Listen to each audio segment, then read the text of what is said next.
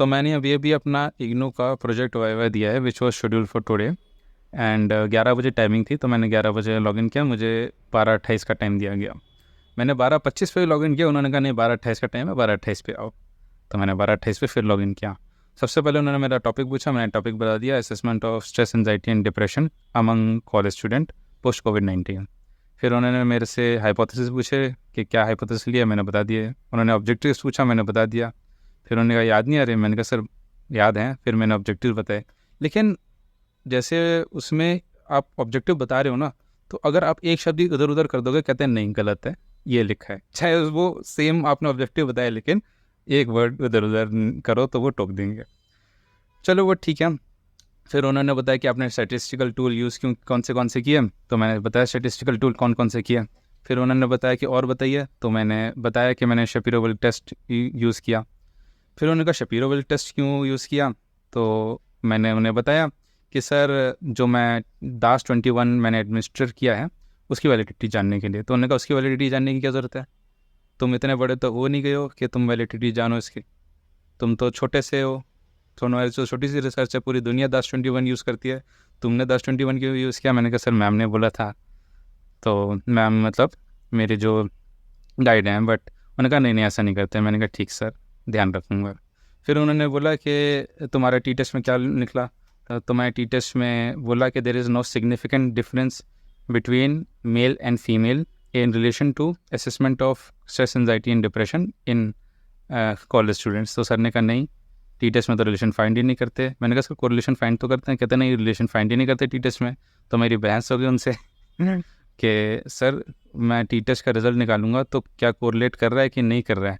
तो उन्होंने कहा नहीं करते। फिर आई दो कि रिलेशनशिप फाउंड करने के लिए टी टेस्ट निकालते हैं।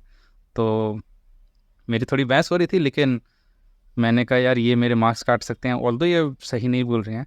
तो मैंने कहा सर हो सकता है आप ट्रिक क्वेश्चन पूछ रहे हैं। सर ने कहा नहीं कोई ट्रिक क्वेश्चन नहीं है। तो मैंने कहा चलिए सर हो सकता है आप सही हैं, मैं कंफ्यूज हो गया हूँगा। तो उन्होंने कहा हाँ आप कंफ्यूज हो गए होंगे, आप बहुत ज़्यादा कंफ्यूज हैं, थोड़ा ध्यान से पढ़िए। आप ये कह सकते हैं कि कोई रिलेशन नहीं है, आप ये को रिलेशन नहीं बोल सकते, आप रिलेशन नहीं है ये बोल सकते हैं।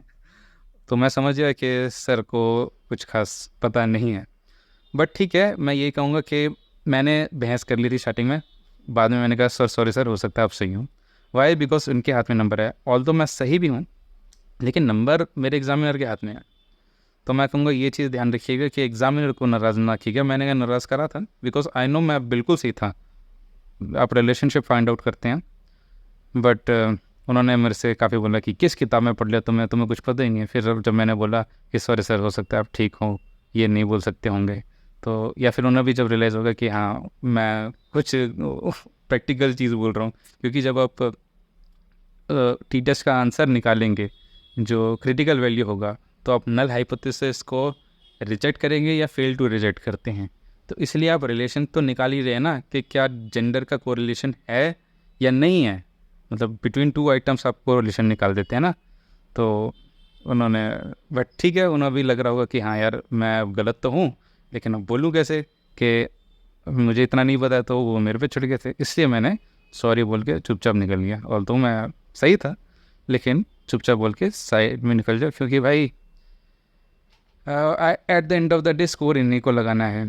तो मैंने कहा नहीं, अगर मैं ज़्यादा बहस करूँगा, मैंने कहा सही भी मैंने प्रूफ कर दिया, मैंने इनको किताब भी दिखा दी अपने स्टैट्स की तो फिर ये शायद और गुस्सा होकर कम मार्क्स दे दें, इसलिए मैंने सॉरी बोल के निकल गया।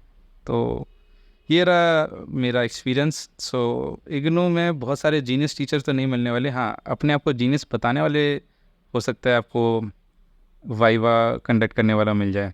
एंड उन्होंने हाँ एक और चीज़ मेरे से पूछी कि पर्पसिव सैम्पलिंग कौन करता है। तो पर्पसिव सैम्पलिंग मैंने कहा जब एक्सपेरिमेंटर डिसाइड करता है कि कौन सैम्पल बनेंगे, उसे पर्पसिव सैम्पलिंग बोलते हैं, जो कि बिल्कुल सही है। लेकिन उन्होंने बोला नहीं, उन्होंने फिर यही डेफिनेशन दूसरे लैंग्वेज में बोली कि नहीं, पर्पसिव सैम्पलिंग होती है जब आप रिसर्च करना चाह रहे हो। तो मैंने कहा सर ये भी तो रिसर्च ही होती है, मैं रिसर्च ही तो कर रहा हूँ। तो कहते हैं कौन सी रिसर्च कर रहे हो, एक्सपेरिमेंटल रिसर्च कर रहे हो। मैंने कहा नहीं सर, केस हिस्ट्री सर्च। तो कह रहे हैं केस हिस्ट्री बोलो ना। मैंने कहा हाँ सर, केस हिस्ट्री हो या एक्सपेरिमेंटल रिसर्च, पर्पसिव सैम्पलिंग का तो मतलब वही रहेगा जब एक्सपेरिमेंटल डिसाइड करके। कहते हैं नहीं तुम्हें नहीं पता। तो या he was an very arrogant and not very educated teacher. But ठीक है, लेट्स सी कैसा रिजल्ट रहता है। सो प्रोजेक्ट का रिज़ल्ट आ गया है एंड डिसर्टेशन में मुझे 100 में से 65% मिले हैं and I am satisfied with these marks. IGNOU बहुत ज़्यादा टाइम लगाता है।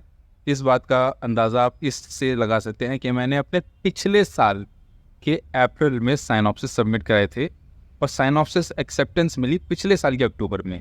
फिर मैंने मार्च में अपना प्रोजेक्ट सबमिट कराया, फिर वाइवा की जो डेट थी वो पड़ी अक्टूबर में एंड अब जाके इस साल के 13 नवंबर को मेरा रिजल्ट आया डिसर्टेशन का और यानी कि प्रोजेक्ट का ओवरऑल।